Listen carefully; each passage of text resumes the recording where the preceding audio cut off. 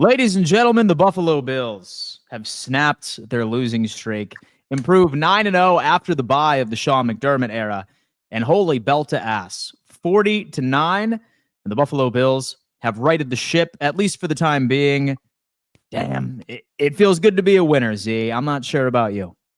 Feels good. BTA, Dan. That's what that was. It's what I wanted to happen, but I think I was too apprehensive to predict was going to happen. Based on what I had saw before the bye, I was scared off a bit. I wasn't willing to say the Bills were going to come out of the bye and destroy this team, right? Carolina, three-game win streak.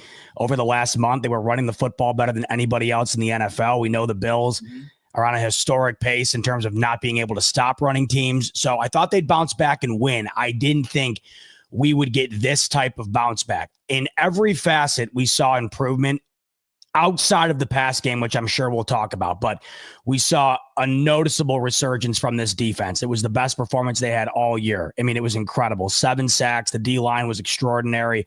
Really bummed we're losing Ed Oliver, but even in his absence, these guys were on fire, including Michael Hoecht in his debut. He was extraordinary. The defense overall was great. Max Hairston, a good debut. So that was awesome. And then, James Cook was just off the charts. I mean, this dude right now is the Buffalo Bills offense. It goes through 4. He's been extraordinary. And you basically dominate a team playing 1980s style football, where you run it and play good defense. Allen had 12 completions and they scored 40 points. So what a response. We needed to see it. We did see it. And it's exactly the type of game we needed to allow us to build up some confidence going into, of course, what is always the game of the year this upcoming week against Kansas City. So I understand it wasn't perfect, right? Like, there's still concerns, I suppose, that exist in the passing game side of things. Allen looked a little off. But one thing that was improved, and something that people have been complaining about virtually all season, has been that run defense. And we ultimately ended up holding a very good rushing attack with Rico Dowdle and Chuba Hubbard. And perhaps it had to do with the dominance of James Cook, and they just had to go out ahead and sort of revisit the drawing board when it came into their attack plan. But the difference was crazy, right? Like, no Bernard. You had Shaq Thompson and Dorian Williams out there a lot in nickel. And those are the big bodies that, in my opinion, really were taking away a lot of their opportunities in the run game. Like, this Buffalo Bills team so far, like, while Kansas City and Washington haven't played yet, 4th in the league run defensive EPA last game, and compared all across the league by itself. So the improvement was significant. What do you think the difference maker was? Why were we able to shut down this rushing attack? I'll tell you what, I think we have to start with what has seemed to be a change in the play caller and potentially the play calling. We went back to last week or 2 weeks ago now, before the bye. Bills are getting destroyed by the Atlanta Falcons offense. They should have had 28 points going into halftime. If it weren't for Drake London stepping out on the inch line there right before half, that's a team that puts up 28 at half. And going into that half, Bijan Robinson and Drake London had combined for over 300 yards. Then all of a sudden you go into the locker room, you come out, and this Bills defense shuts down those same Atlanta Falcons that were doing whatever they wanted to them in the first half. Then you go into the bye. You go into this game, that defensive performance from the second half of Atlanta found its way in the full duration of this game. I think it's no secret. Kevin really was on this initially, and then I think everybody's on it now, where there seemed to be some sort of noticeable change. And then we heard from McDermott that they've been calling the plays together. I think we can read between the lines here and come to the conclusion that McDermott has probably taken over the bulk share of the decision-making on the defensive side of things, and it was noticeable. The impact of Michael Hoecht was beyond noticeable. You said it. I mean, this is a defense that was struggling worse than any other defense was against the run. This was also a team that was running the ball better than anybody else in the NFL. I mean, what they were doing to teams the last 3 games going into this one was off the charts, and the Bills did not allow them to get anything going on the ground, and subsequently that didn't allow them to do anything through the air.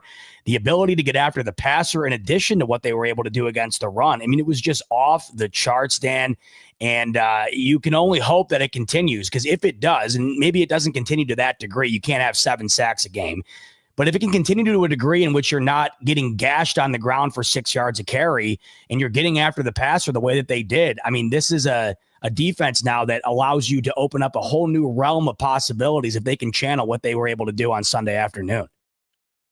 For me, a big difference maker was tackling. And surprisingly enough, some of the best tackling we saw were from 2 draft picks. Shout out to Max Hairston. Totally. Right?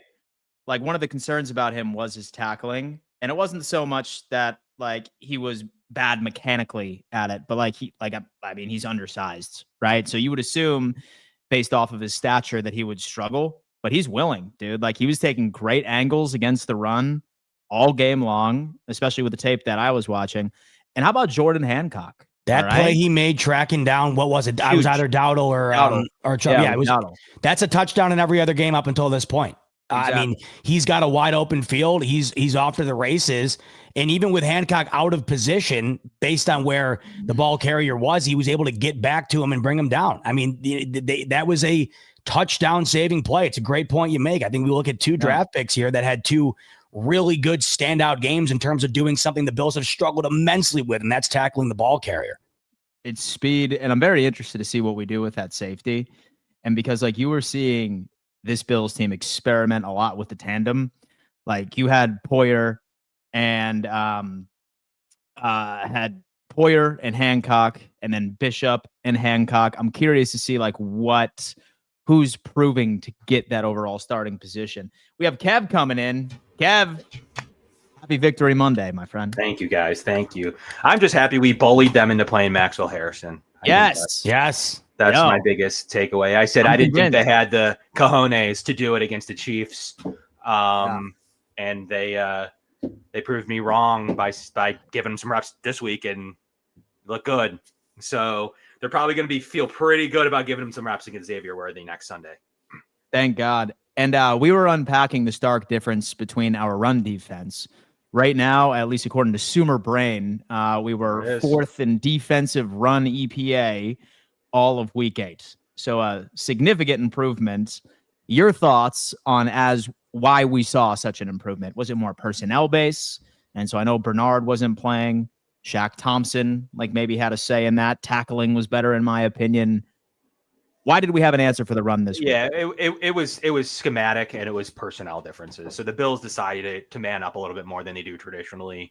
They did a lot of things differently in terms of how they want to run press man. I think you heard Greg Olsen mention press man at some point, and it's a really hard coverage unless you're an upper echelon of quarterbacks like a Josh or a Patty Mahomes or some of those upper echelon guys that are playing at that level right now. It's a really confusing coverage. You had to see the most difficult throws, and some of them were complete a little bit by Dalton on 3rd down. Those lofters into really a press man situation, which were really, I'll take that all day. If that's how they're going to complete their passes, you kind of get mad that it's 3rd down, but other than that, it's not going to be sustainable. But the way that McDermott called each individual plays was separate. You knew he was calling plays. He was in his bag with his little white glasses and the sheet.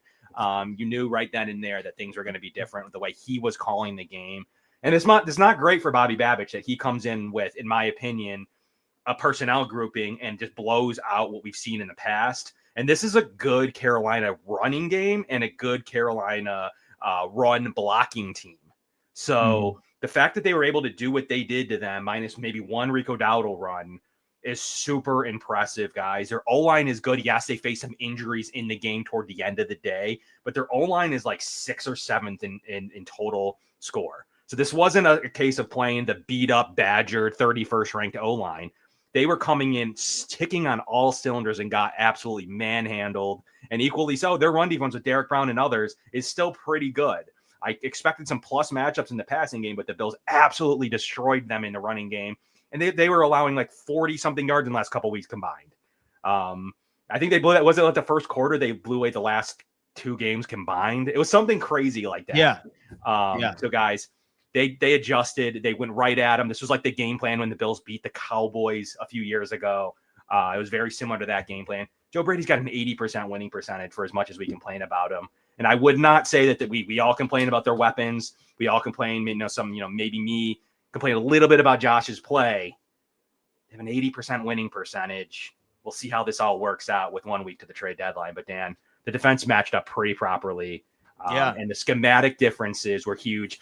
Really helps when you get a guy like Michael Hoecht back for this game as well. So maybe he does matter a little bit more than we wanted to care when we were all down in the dumps about how good the defense is.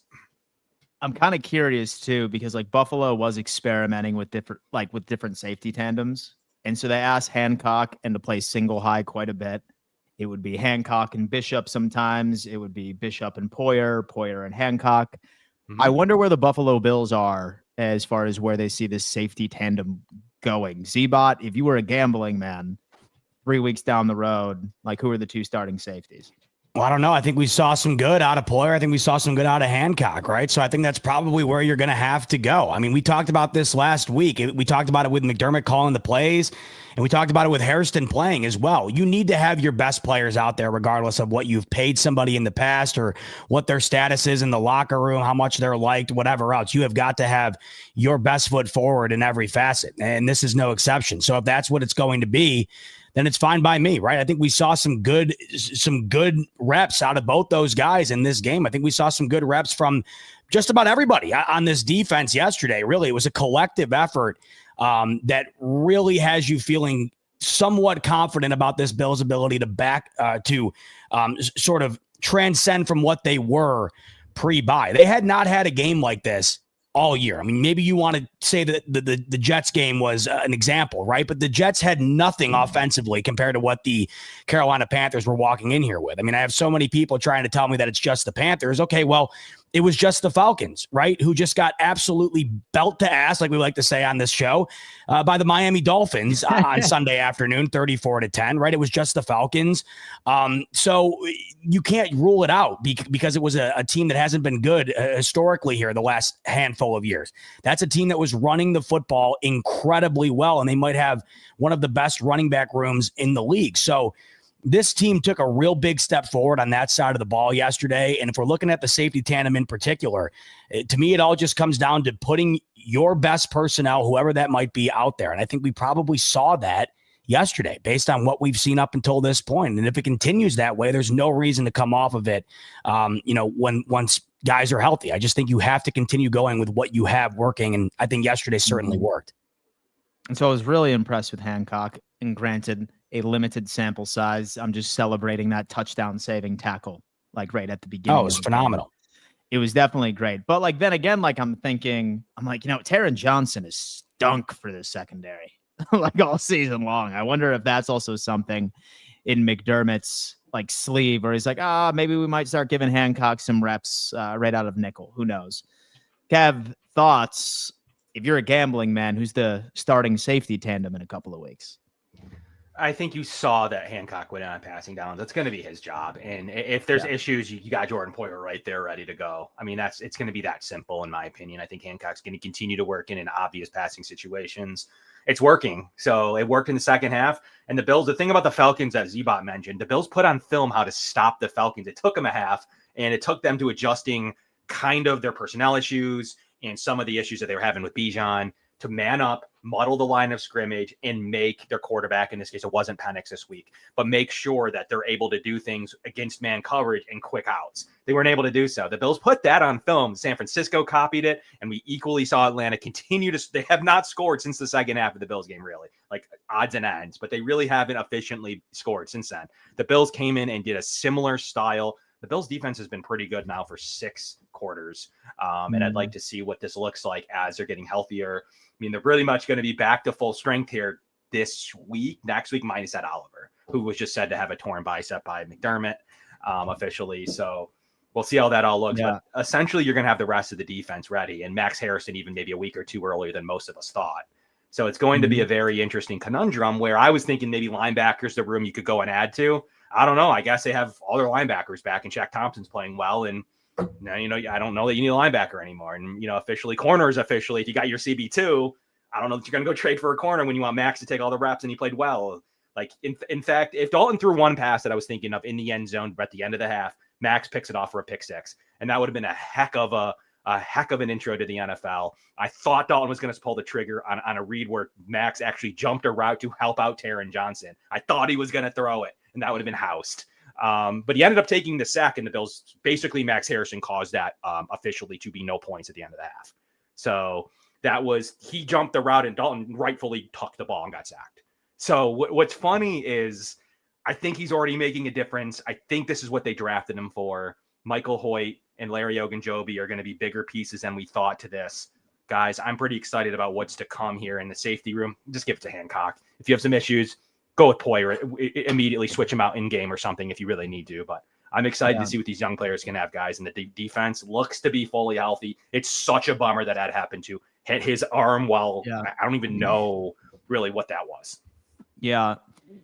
As well, according to Dan Orlovsky, so us losing out on Ed Oliver just basically means we're handing the division to the New England Patriots. Oh, did he say that? He's an idiot. Yeah. He said, like, this is division altering. And don't get me wrong, right? Like, I wish Ed was healthy and was still on this defensive line. But, like, we have been a great pressure-generating defensive line, and Ed Oliver's has played 2 games. Yeah, that's the thing. How many times has Dan Orlovsky prior to that said, well, the Bills are the only way they're going to win the division is if Ed Oliver continues to play at the top of the league? Yeah, I'm sure he said it weekly. I'm sure it was a weekly statement from him. I mean, that's such a crazy thing to say. Exactly. I know people were glazing him because the Bills were losing to the Falcons, and people were glazing Dan. I said I did not like his commentary. It had nothing to do with the Bills winning or losing. It had to do with him glazing the Falcons in certain aspects. I'm like, what's happened since, Dan? Like, they've scored like literally 0 points and lost 2 games and had a terrible second half against the Bills. Yeah. So honestly, like, I just didn't like his analysis. It had nothing to do with whether Josh Allen was playing great or not, or what. He loved Josh Allen, so it had nothing to do with any of that. Yeah, everything to do with, like, I just did not like his commentary. To D-Bot's point, was he saying that Ed Oliver was the number 2 or 1 DT in the league? I don't think so. I mean, I like Dan, but like that's an absurd statement. They had 7 sacks in that game, and Ed Oliver got hurt early on. I mean, I don't know how you look at that and walk away saying, "Oh, this all of a sudden." This. I mean, Michael Hoecht was maybe outside of Myles Garrett, one of the best defensive linemen in the entire league on Sunday afternoon. So I don't know how you can come away with that. Myles Garrett in success rate. I'm not saying he's Myles Garrett. Myles, please. Bills had 3 top 10 success rate defenders in that game. Yeah. And like what I think is really going to be seen is once you end up allowing Joey Bosa to only be out there for closer to 50% of the reps, like that's going to even skyrocket his production for being slightly more well-rested, like plugging in Michael Hoecht in those key situations. He said he was Googling stadiums, like imagining. Didn't he say he was Googling the stadiums while he was on suspension, like waiting to play in them or something like crazy like that?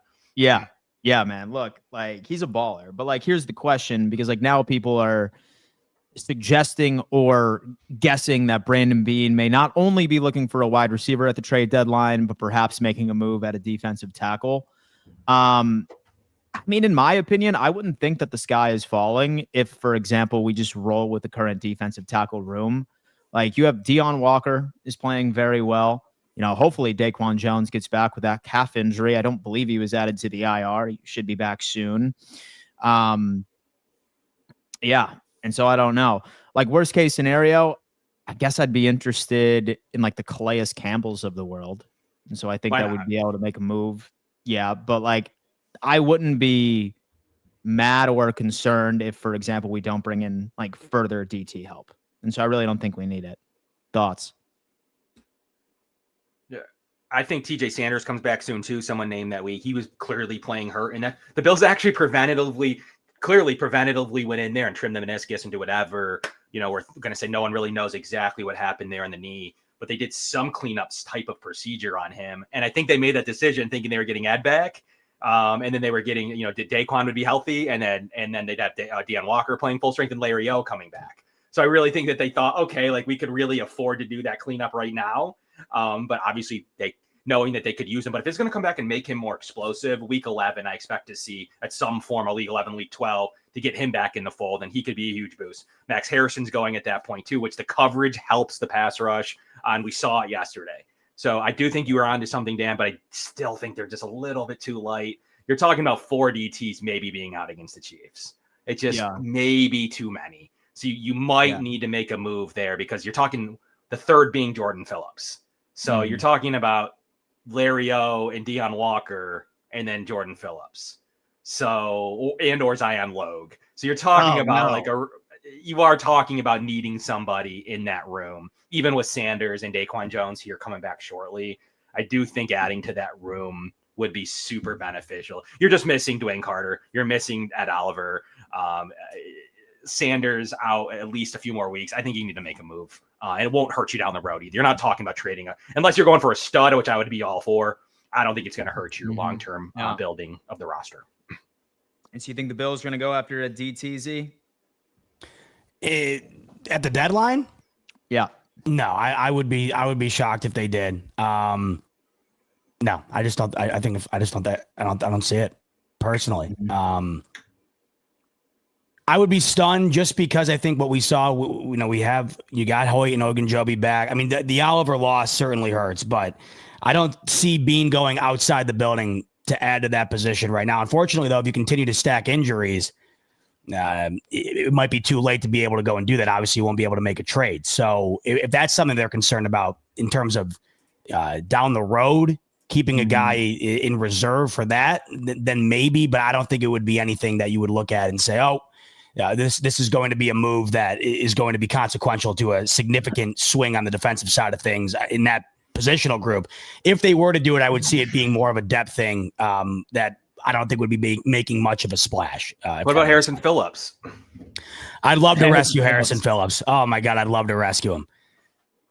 But just get him off that Jets team, bring him home, man. Yeah, seriously. I know the Vikings did him dirty. Terrible.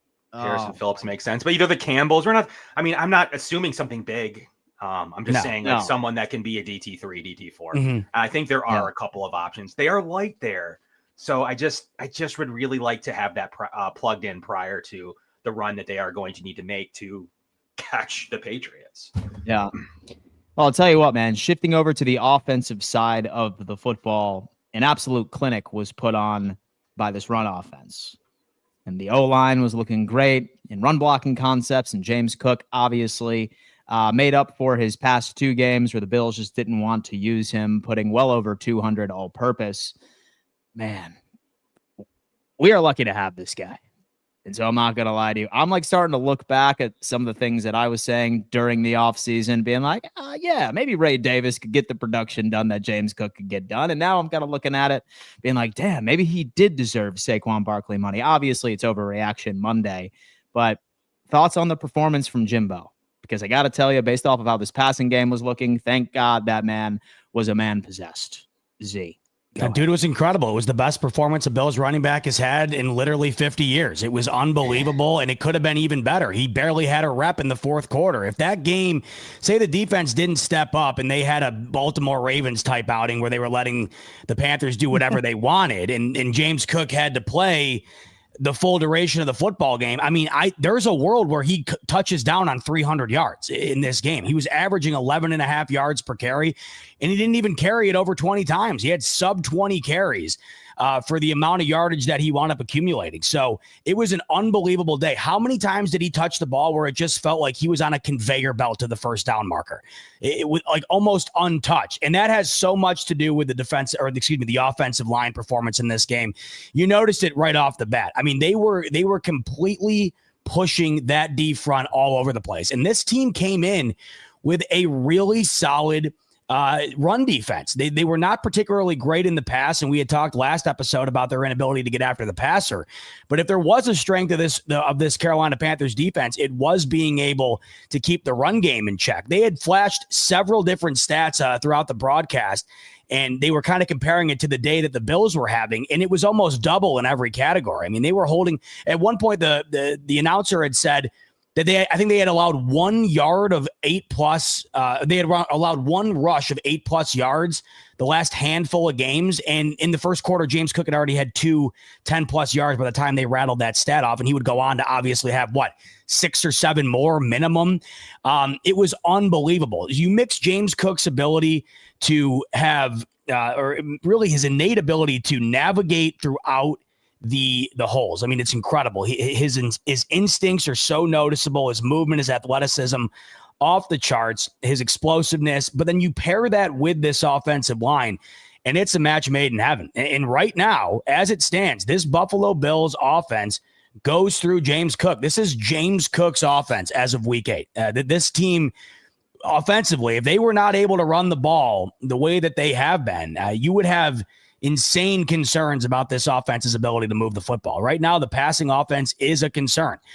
This run game, however, might be one of the best in the league. This run game alongside the Indianapolis Colts and what Jonathan Taylor is doing. I mean, these two running backs right now, and Cook and Taylor, are doing it as good as anybody in the NFL. Yeah. And the performance on Sunday afternoon was exceptional. And 12 completions from Josh Allen, and this team scored 40 points. So James Cook was unstoppable. This offensive line was unstoppable. It was a performance you'll certainly remember for sure. This was James Cook's. This is not only one of the best performances in Bills franchise history, but this is one of those performances that you look at, and then you look back 2 months ago to what we were talking about with this contract, and you're looking at it now, and you're thinking, man, James Cook's 7th highest paid running back in the NFL. That's looking like a bargain today. He has been extraordinary, and like I said, the offense is going through him right now. He has been playing like the best player on this team in a handful of games this year. Mm-hmm. And so with that game yesterday, we are now the number 1 team in the NFL for average rush yards per game at 164. Man, that's unbelievable. It's great, man. Run the damn ball, dude. I remember back in the day, like right in the Dable days, where we refused to. I'm for one, am glad that we are running that damn ball. Kev, thoughts on the Cook performance and the outlook on this rushing attack? Yeah, I mean, look, Brandon Beane locked him up, and I guess you could make the argument that he's underpaid at the moment in James Cook. Yeah. Like, can you look through the data and support that I thought he was going to get double-digit touchdowns this year? No, the data didn't support necessarily that. There could be a regression coming on the touchdown front at least. And really, he's always been about 1,000 to 1,100 close running back, and always taken 48% of the snaps. So at some point, Brandon Beane negotiated with those turns to get a deal toward the top of James Cook number, but really Brandon Beane's like, dude, this is what we're going to pay for these specific stats. Like, come on, you have Josh Allen. You really think you're going to get 17 touchdowns? Like, you know what I mean? Like at some point he used that and scored an efficient deal for what could be the best running back in the league with Jonathan Taylor. And then obviously Saquon Barkley. You are the top 3 at the moment. Yeah. So when it comes to having a top guy, it's just not what everybody wanted in terms of wanting to be number 1 in running offense when you have the MVP. So I think it just feels a little bit off, but he has weapons in the form of an offensive line that is toward the top of the league in every single category, and a running back who are here glazing and saying it runs through. So at some point, like, he does have weapons. We just can't have all that, be 5-2, and also have Jamar Chase and T. Higgins. So at some point, you have to pick what you want. If you want that flashy fantasy football, take it, but you got to go with the negatives of sacks, picks, injuries, no O-line. Like it just is what it is. True. It's a salary cap league. You can't have the top O-line. The Chiefs are struggling with their O-line now. We'll see how it looks tonight. And maybe they'll be fine like they always are. I don't know. But their left tackle's MIA after drafting them. They clearly something's going on there. Their guards are hurt. I don't know. Oh, man, I'm so excited for this Chiefs game. You have no idea. I did kind of want to transition over to the offense because it seems like that the passing attack is still out of whack a tad, but I kind of have a question to pose to both of you.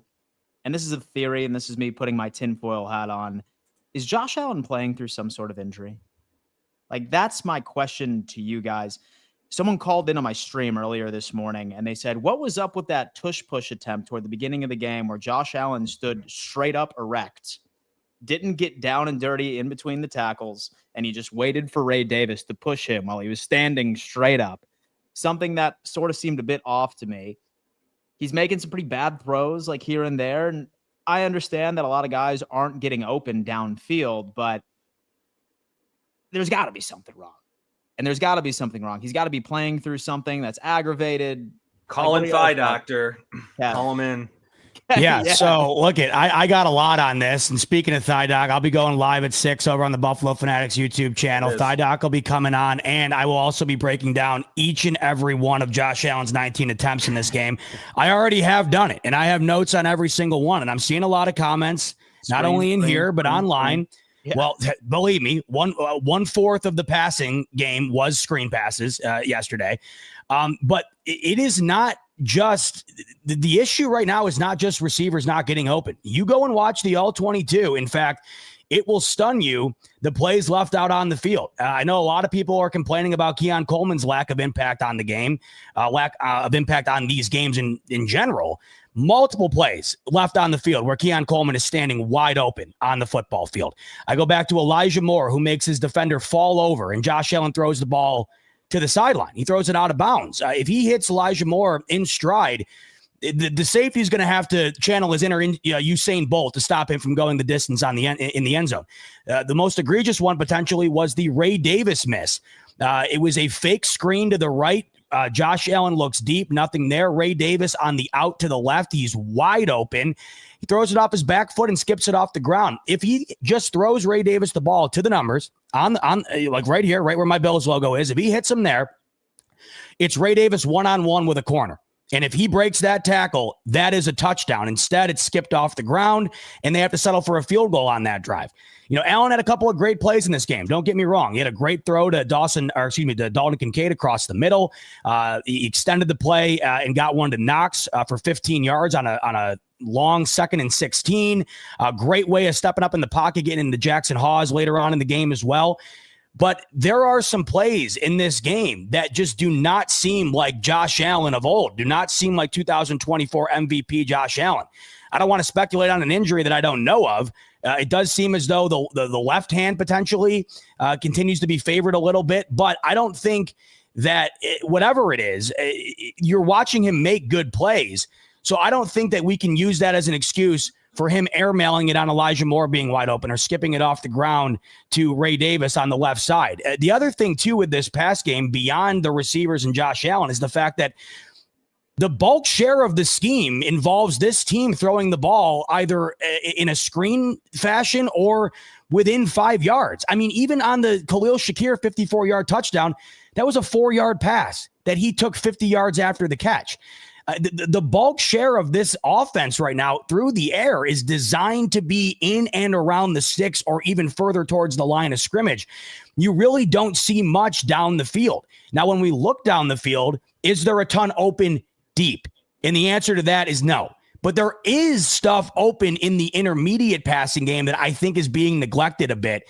So I think it's a combination of a lot of things here.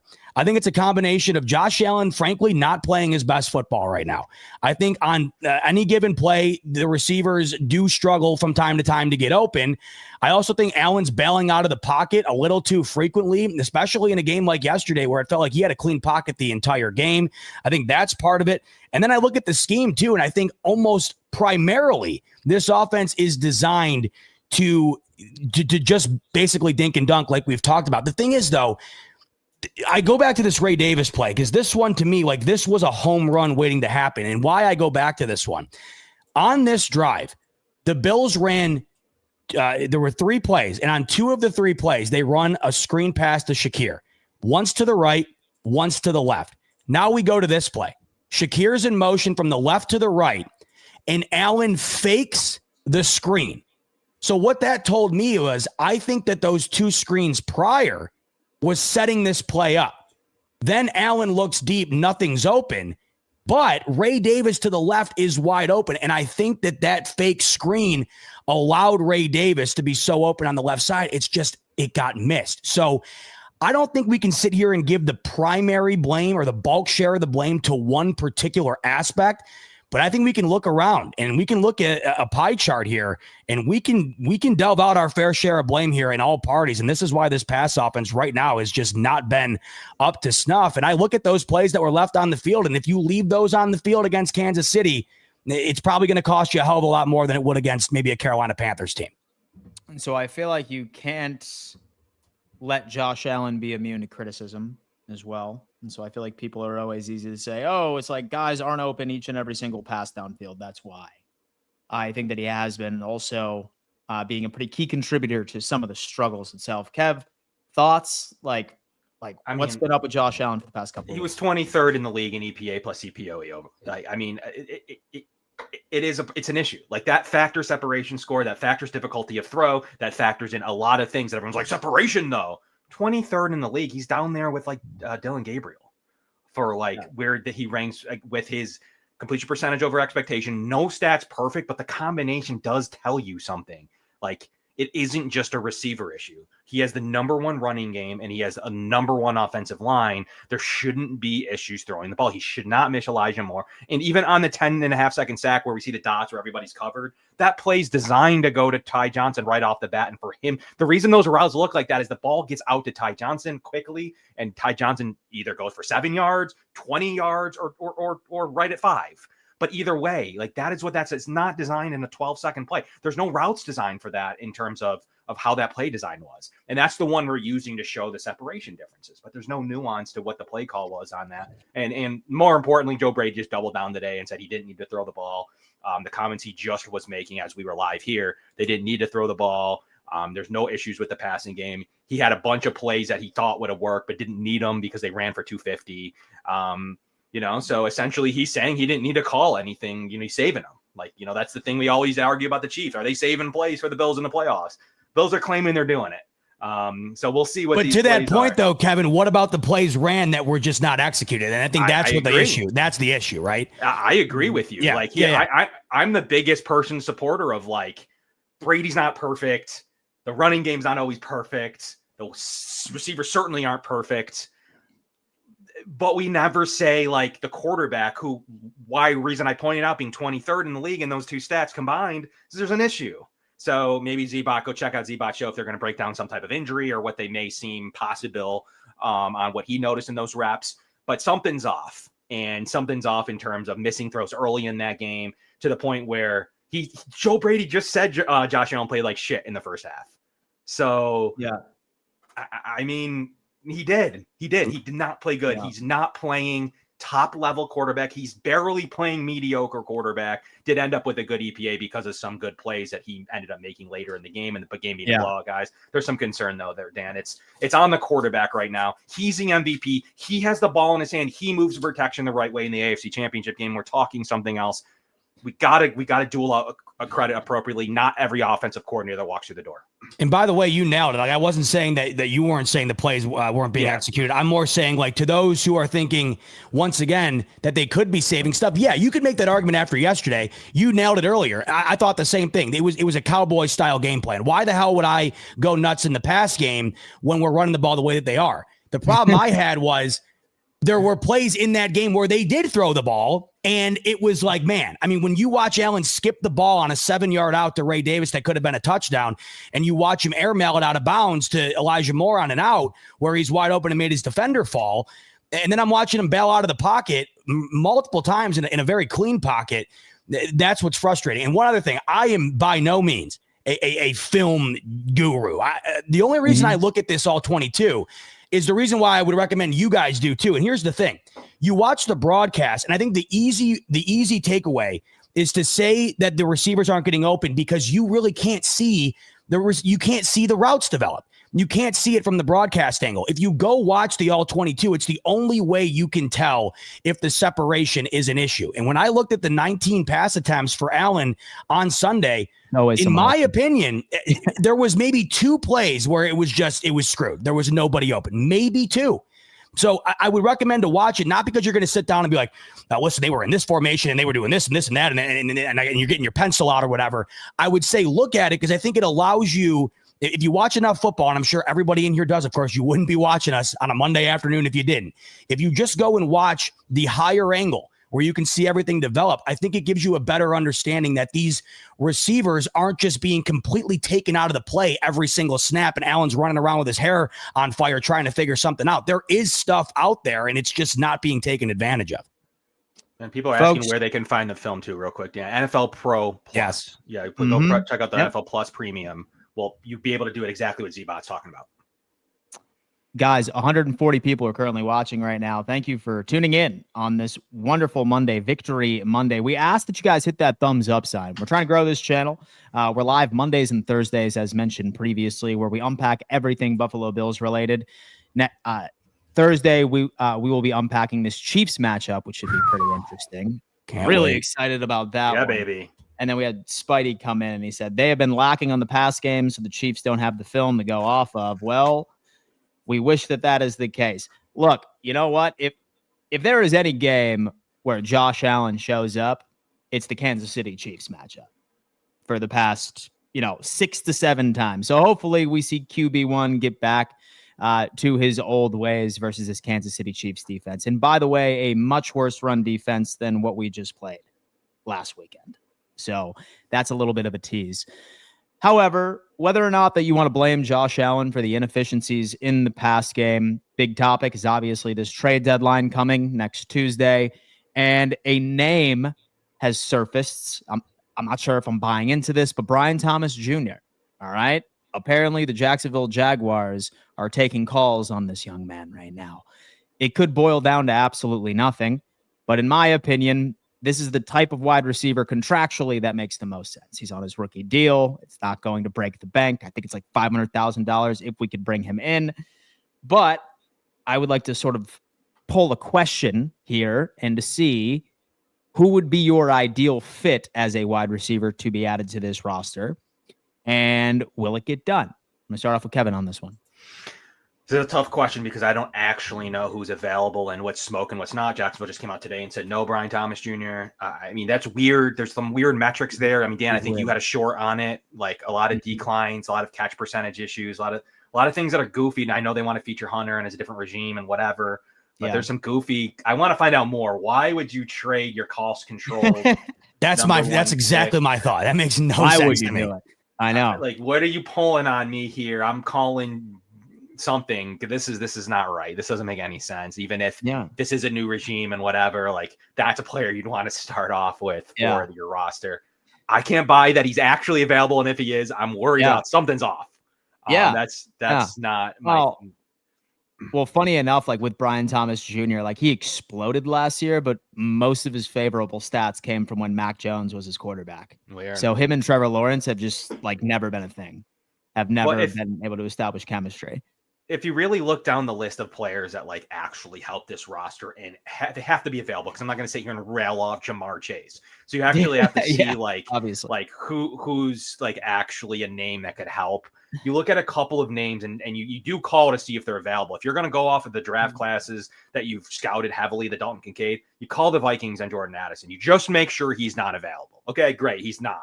You move on. You call your own division. Hey, you guys, we'll pay a little bit extra. Would you move Waddle? Would you move Garrett Wilson? Okay, no's. So you got to get those guys out of the way first. So I don't know if any of those would be available, but that's really where you start. But then you got to look at the realistic targets. You can probably pull out a name like Jacoby Myers. He's a guy that's is a route machine. He's exactly what people are asking for.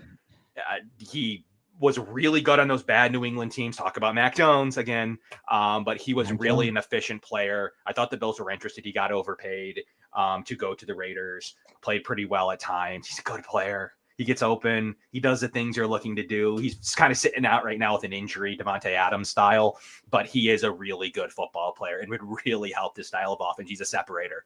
So give me Jacoby Myers. I think he's a seamless fit with Josh Allen. That's who you're looking for, as much as we're trying to think of like an over-the-top guy that is the fastest guy in the league, like a Worthy. That is just truly who they have not chosen ever and ever and ever. Shaheed does nothing for me. I'm sorry. I just don't think they get him utilized, and I don't think they'd utilize him in this offense. And so he played like crap yesterday too, didn't he? He did. He had 2 fumbles. They luckily got one overruled, but 2 fumbles that lost his team the game. Damn. Z-Bot. And so who you looking for at the wide receiver for the deadline, man? Yeah, it's Jacoby Myers to me. I mean, because I think it's possible, right? You have a guy that is currently in his 7th year. So I think that it's possible that you could obtain him, right? This is a guy that since 2021 has had 800 plus yards each and every year. I mean, you look back at last year, the Bills weren't really touching down on anybody coming close to 1,000 yards. If you're able to get that level of production, why not try and entertain it? I mean, you're on a Raiders team right now. They're falling apart. They're injured everywhere. Geno Smith has regressed immeasurably. This is a team that's just on the outs. They're going to have to try and rebuild here. And with Tom Brady, right, they're trying to capitalize on that relationship, and they're trying to figure out a way to get the most out of Pete Carroll here while he's still in the league. So I got a feeling that they would be a type of team to make a move here. They know that their season, I mean, there's no way. I don't think you salvage this season if you're the Las Vegas Raiders. So that's a team that I could very much see. And then I look over with Olave too, and I would entertain that as well, because you're getting a younger receiver. Now, and when he was playing with Derek Carr, this is a guy that had 1,000 plus yards in both years. So you're going to a situation. You're going from a situation where Spencer Rattler was literally benched in the game yesterday for Tyler Shuck, right? He comes in. This is a team that just does not have much of a passing offense to speak of. You don't even know potentially what the limits could be with him if he goes and plays with a guy like Josh Allen. So it's those two guys that I look at in terms of potentially being available and then also having an impact for Buffalo. Kind of on two different ends of the spectrum there in terms of age. But those are two guys that I would be extraordinarily pleased with if the Bills were able to somehow find a way to bring them in. And I don't buy the whole thing that the Saints are working on a long-term extension for Chris Olave. No. Like that right there is just trying to elevate his value so that he can turn a third-round pick right into a second-round pick. Like there's no way when you have no idea who your quarterback is and a guy that's one concussion away from retirement, you're planning on signing him to a multi-year quarterback, extension. but they're going to give him a multi-year. Yeah, right. Exactly. It doesn't make any sense in the world. I think Olave will be moved. I don't know where. Hopefully the Buffalo Bills. He's my favorite potential pick. But I suppose we will see. Folks, we need to give a giant shout out to our good friends over at Picasso's Pizza. Folks, if you are in the Western New York area, 4 great locations that you certainly need to check out. If you are not in Western New York, have no fear. They are delivering nationwide. Just go to their website at picassospizza.net, hit that nationwide button, type in your address, and go crazy. It works great for gifts. It's great for a little piece of nostalgia in case you are removed from Western New York. Shout out to Picasso's Pizza for being a proud partner of the Bills Roundtable. So I got to get like a temperature check, right? We're 5-2, and we just beat the Carolina Panthers. And as Kevin predicted this past Thursday, he said, even if we go out and beat the hell out of the Carolina Panthers, people are now going to say, oh, it was just the Panthers.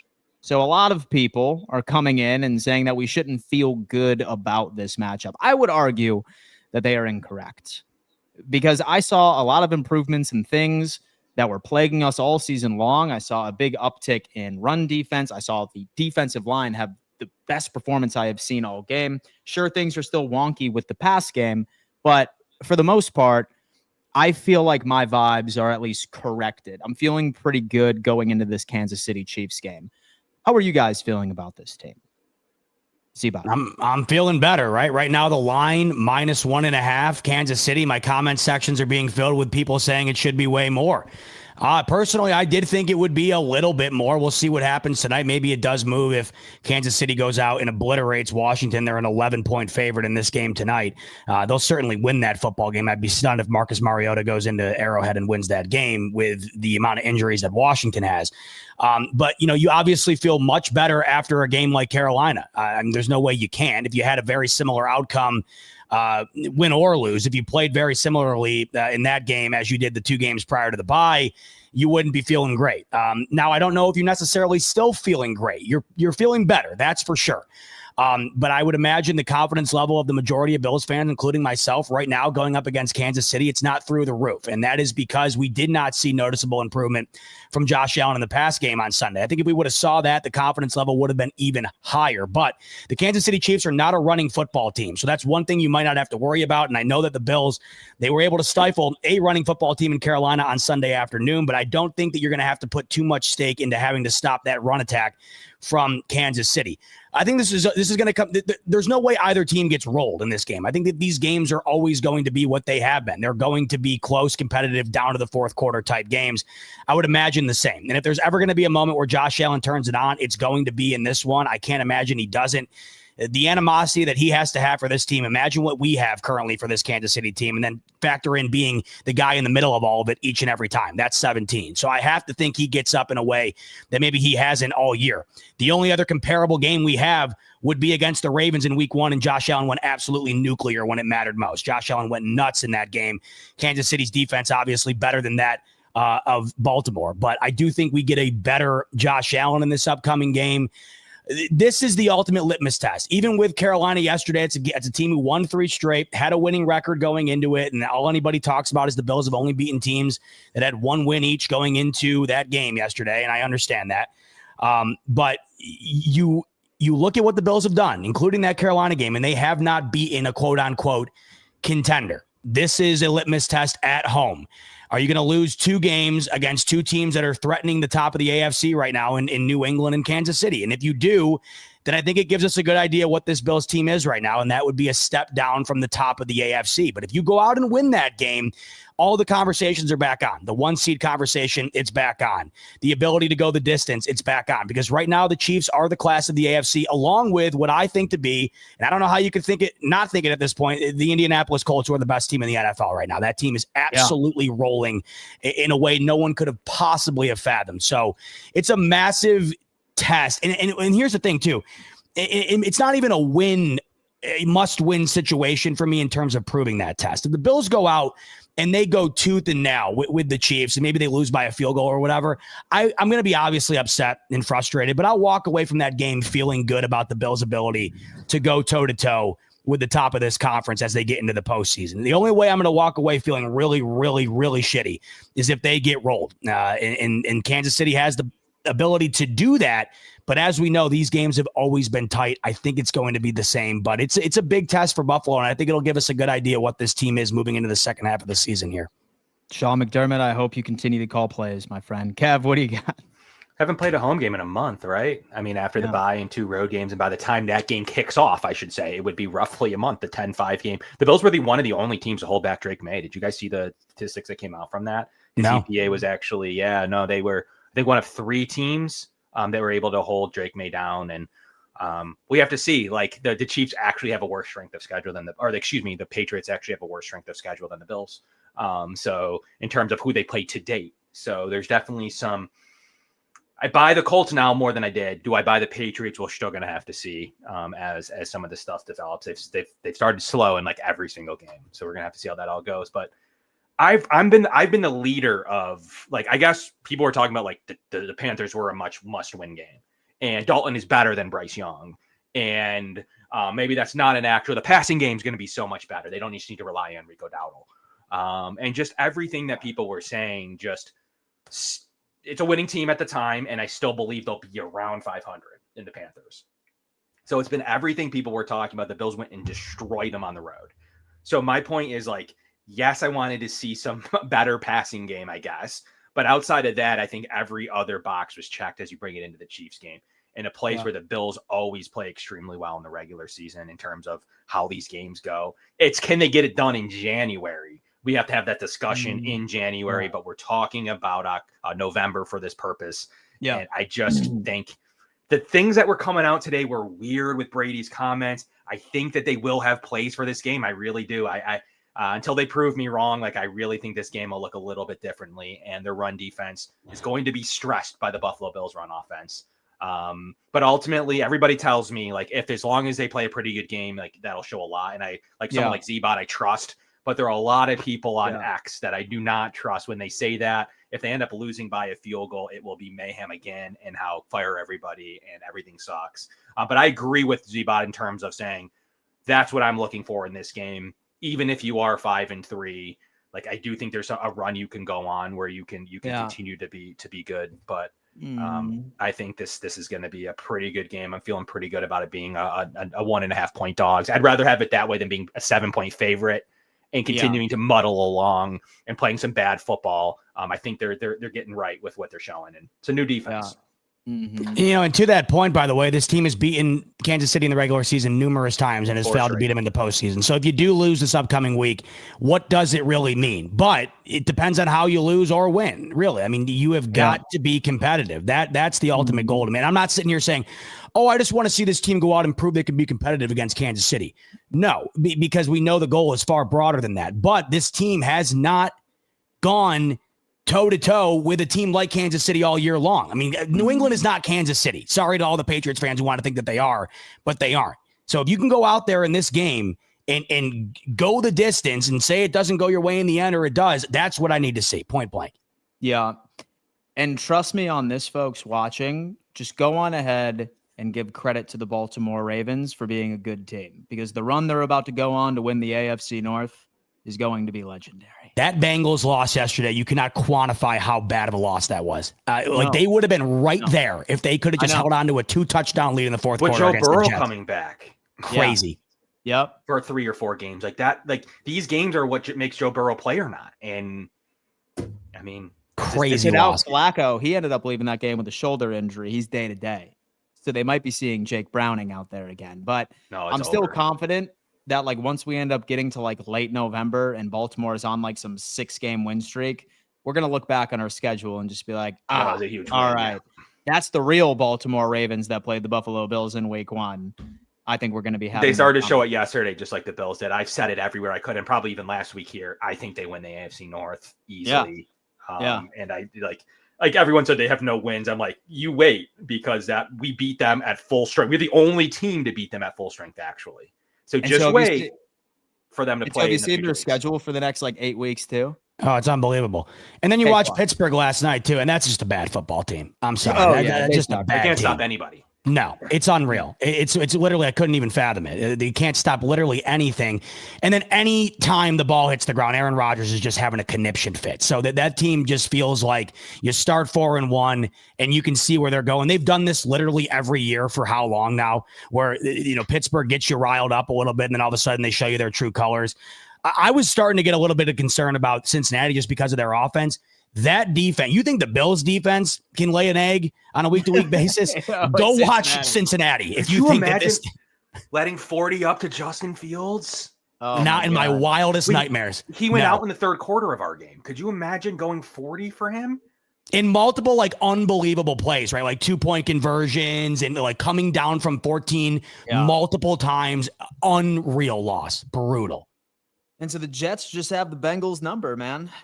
I mean, that's the case. Bengals and was Mike White, and then Justin Fields slays them down. You know what I mean? But then you look at the Steelers schedule; it's the opposite. You have the Colts, Chargers, Bengals, Bears, Bills, Ravens. Oh, Lions. I mean, dude, they're in a world. And they might lose out. Do they make the playoffs? They might lose out. Do they make the playoffs? Honestly, I don't think so. Yeah. Unless they could clean it up, obviously. But I just don't think so. Yeah, it's good too. So one topic which should be helpful as well. I do feel like Dalton Kincaid was a glorified distraction, on Sunday, and like he's like your best receiver you have on this team right now is Kincaid. Totally, he's got his knee wrapped. Talk about talking to Stidai. I mean, the guy's got his knee wrapped. I mean, what is that? So, well, hopefully we find out. Hopefully he's good to go against Kansas City, because I don't think Buffalo is going to make a move for a wide receiver before the Kansas City Chiefs game. And even if we do, what's his production going to look like, or how's he going to be utilized in game 1? So, like, we're rolling with what we have on Sunday, like it or not. Yeah, but the good thing is that so they have a much worse run defense than what we just faced. So if it's got to be another James Cook game, then by God, make it another James Cook game. I could see that being higher scoring than the previous. I mean, I know the last one was 32-29, but I could see it being right back around there. I could see this being higher scoring. And I think the Chiefs will score through the air, where I think the Bills will probably score in the way that they did in the Carolina game. Once again, it's going to come down to a possession. That's the way I see it. Yeah, holy hell. And that possession has gone their way in the regular season, and it hasn't in the postseason. So exactly right. And we'll see how that turns out this week. By the way, we talked about one other thing we talked about extensively that wound up making a comeback. Tush Push is back in the playbook. They said forget it.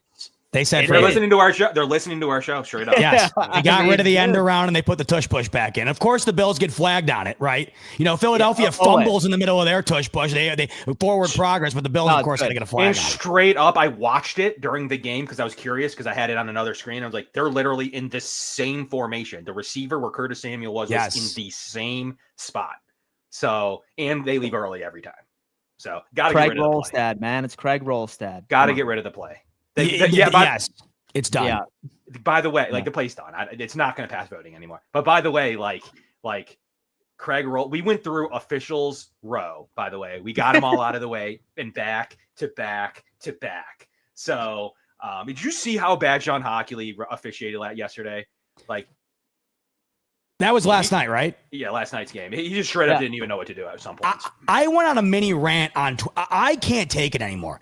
And I was so glad that Chris Collinsworth called it like he saw it. He basically, because, you bring Terry McAuley on, and it's like, it's a puff piece for the league, bringing him on, right? It's ridiculous. And Collinsworth flat out said, what is this? What is this assisted replay. Like, what the hell is it? It's like this man in the sky Wizard of Oz BS. Nobody knows when it can be used, when it can't be used. We watched Jared Goff's touchdown opening up the game against Kansas City get reversed for no reason. There was no flag on the field. They went through a whole litany of replays of it before a flag was thrown.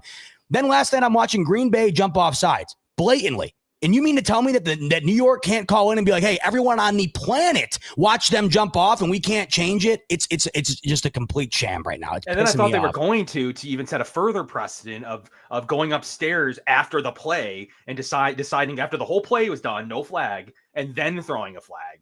So, like, although it would have mimicked Detroit, there's no precedent to being able to just like be like, yeah, never mind, there was holding. No. There's no consistency. And the other thing, too, is there's absolutely no transparency. Nobody knows when it's possible to go to New York and have something reviewed. Yeah. And I'm not sitting here saying that New York should be able to call down and call a holding on every play because we'd be sitting there watching the game for 7 hours. But when you're watching something as egregious as an offsides, or we'll go back to another example. Like, for instance, when we go back to the Rams-Saints game that wound up making pass interference reviewable, when it's something that egregious and game-altering, I feel like that should be implemented. If you're going to be able to do it on that play in the Lions game, why can't it be done in other instances? And nobody knows why or when or whatever. It's not good. It's not good. So with all that stuff that's going on with the NBA right now, I wonder if. I mean, dude, we're just asking questions here. We're not accusing anybody, but I mean, we're asking questions. It's been kind of weird so far this year. Is Sean Hockley the ultimate fixer? That's the question. That's the question. He the everybody. Dude? Is he the fixer? He at those poker games too? That's the question. Sean seems to be the one that either 1 week calls 15,000 penalties and the next week literally calls one. It just doesn't make any. It's not consistent. It makes no sense, and I'm sorry. Like there's something goofy about the way he officiated the Patriots game against the Bills. Like, I don't care about the penalties. Josh didn't play that great, so whatever. But ultimately, there was some really big inconsistencies. And I want to correct it league-wide, not because I want the Bills to go back and change the score of that game. It needs to be corrected league-wide. That's ridiculous that you can then huddle up and talk about it. Yeah, what are they talking about? What were they even talking about? Should we call that offside? Let's go upstairs. Like, how's it going to look on us if we call it after a minute? They would have called it. And then the one other thing, too, to me, it'll never happen, but there needs to be an absolute major reform on pass interference. It is the most game-altering flag in all of professional sports, not just the NFL, and there is no consistency to it. If you like you said, Kevin, you had another screen on yesterday. If you have the Bills on the main screen and you glance over to red zone, in any given game, you will see one flag be thrown on the identical play to another game that had no flag anywhere to be found. The inconsistency is insane. And when you factor in how altering those penalties are, it's unbelievable that you can make a pass interference, make an overthrow result in a 60-yard gain because somebody got tripped out. What game was that? I know what game you're talking about. What game was that? I in my instance, when I was watching yesterday, I was watching the Broncos would have won the game regardless, but I was watching the Broncos-Cowboys game, and they were just, a route downfield. The guy got tripped up. I forget the exact player, and the ball was thrown 10 yards over his head, and there's just a flag thrown. And it was just in that instance where I just lost it because it keeps happening so often. It pisses me off. PI is scary because then when you start mugging, if it's only a 15-yard penalty, do you start mugging people? So it becomes that's the thing. Interesting debate. That's the response. And my only rebuttal to it was you almost make it like the NBA where if you get to a certain follow amount, you have to leave the game. And so say, for instance, for PI, if you got 2 or 3 of them, I'm not saying you'd have to leave the game because that might be a bit too drastic. And then you could also talk about potentially that being part of the throwing the flag to get the guy off the field, but maybe they have to leave for the next series, right? Like in NCAA, if you get called for a targeting, your day's done. Now, I'm not saying you need to go to that degree, but I'm saying that maybe you have to have them sit out for the next possession or something like that. Something needs to change because in all of sports, there is no other penalty that rewards you to the degree in which a pass interference does, and it's completely subjective. There's no way to ever know which one's which. It's crazy stuff, man. Look, we could have an episode probably for about 3 hours trying to fix officiating, and that has been plaguing this league for as long as we can damn especially remember. Sean Hockley. Especially Sean. Well, like it's good because like normally you don't have one officiating team more than once, right? Usually. So I know the Patriots had the Patriots had Hockley twice within the first 7 weeks of the season. Yeah. So they had him twice. So Luckily, we won't be seeing Rolstad or Hoecht until the playoffs. Hopefully, and the one last thing on Hoecht, and this is what puts the bow on it to me with him. I've said this before, but if you never heard me say it, watch out for it. You'll never view him the same. Everything's extremely performative with him. It's almost like he's performing in front of an audience. Watch, if he calls a holding and there's potential, obviously a holding can be called in either the offense or the defense. Watch, this is what he'll do every time. Holding, defense, he will overemphasize whether it's either defense or offense to play to the crowd, to either get him to boo or to get him to cheer. Watch it every single time. There's something like it's very performative with him, and it's infuriating. Even when you're on the right end of it, it's gonna like be a performative call. Yeah, just call the penalty, dude. Just call it. Yeah. Oh I my agree God. with that. If it's holding, you should almost call before the crowd even realize holding defense. Yeah, 15, holding defense, move 5 on. yards. Yeah. I mean, Yep. like, you shouldn't need a reaction. You should just be getting the quickest you can to get the call in to over the speaker. So what's frustrating is that all these guys, like, this is a side hustle for them, basically. It's part-time. I know. So Sean Hoecht is a financial advisor. Yeah. Some of them are like, he has a financial advisor no sense. Monday through Friday. This league is go to him with your money. Imagine that. No, hell no. This league is on pace to do $25 billion annually in revenue. And you mean to tell me you can't hire guys where they literally are like they're literally living in a facility learning how to do this on a daily basis, 9 to 5 all day long, going over film, whatever the hell. I mean, pay them $400,000 a year. How many refs are there? I mean, seriously, how many are there throughout the league? Maybe like 50 of them. You tell me that can't be a possibility? Right. And you're officiating world-class athletes, dude. I need guys that like represent like world-class athletes that are also officials, like XD3 former players. Yeah, exactly. Former players. It doesn't need to be high level. It doesn't need to be Jim Kelly, but I'm talking about like D3, D2, D, like really big athletes that have played it or understand. Like, you don't need to play to understand it. That's not what I mean, because we talk about it here. But I mean, like, have some form of like higher level athleticism, in my opinion, that steps to the game of how important this game is. Yeah. Damn. Maybe they need to give a written report, not just this pool report. There needs to be a written report on every single call. That's another thing too. You can do with a team if they're full time. Game's over. You go and review your session and you explain every single call, every one of them. And that's why they like won't a Supreme Court justice opinion. You know what I mean? Yes. So that is why they won't do it, though. It's not even the money. I don't think in this case. I don't think they want the report. Of course it's not. Of course it isn't. They're $25 billion a year. Of course it's not the money. They don't want the reports. They don't want the press conferences. They don't want anything that comes with now officially having to have liability of being a full-time officiating staff. Then again, though, they're so fine with a guy like Terry McCauley coming on and telling me every reason why a call is one way, just for the crew to come out here and tell me the exact opposite call of what the rules expert just got through explaining to me was the opposite call. So it's just all over the place, man. Holy hell. Well, folks, we will have a segment on this show and let you know what game Hoecht is assigned to each and every single week. And you be the judge. And you be the judge of how he does. All right, folks, that's going to have to do it for another edition of the Bills Roundtable. We have the Chiefs coming up on Sunday. I'm very excited about that matchup, and we're going to be breaking down everything that is related to that game. Kev, what do you got to say to the audience right before we let them go? It's simple. The Bills played well. This is what you're looking for, and like this is as good as a Panthers game could have gone. Like, look, there's no thing you can take away from this other than like Josh missing some throws, and I think Z-Bot's going on his show to talk about some of that, but I think is as good as you could ask for going into a Chiefs game, getting it straight. Sean McDermott with the spectacles and the sheet. I don't know, man. Like I'm feeling pretty strong about what the Bills are going to be able to do, and at least I trust them. Right now, we're talking about the regular seasons. It's just a regular season, but I trust them in the regular season, and I trust to put a pretty good game plan forward. They're playing a lot of different coverages, things that Sean McDermott doesn't generally do. So I'm excited to see it in play against someone like Mahomes, because I think McDermott's starting to get in his bag, and he's coached some really good football lately. More things that he can control. So I'm excited to see if that's a thing, or we're not going to see any fruits of that labor. So what do you got, Z-Bot? Agreed. Yeah, I'll be going live in 25 minutes. Talk about a lot of good, because that's the main takeaway. There was a lot of good from that game. I do want to go over the passes, though, because I just feel like that is the big takeaway. Kevin nailed it, where he said we could win by the way that the Bills did, and there still would be a contingency of the fan base complaining. But I think that the complaints are warranted. But why are those complaints the way that they are. That's what we need to do. We need to take a look at what the issue is, as opposed to just giving blanketed statements without taking a look as to what the root cause is. So we'll do that. And then Thidoc will come on and join me later on as well. We'll talk about Ed Oliver, what looks to be a season-ending injury here, which just completely sucks. We'll talk about Kincaid, maybe something with Allen too, if that's a thing. So that's coming your way. BF YouTube channel 25 minutes from now.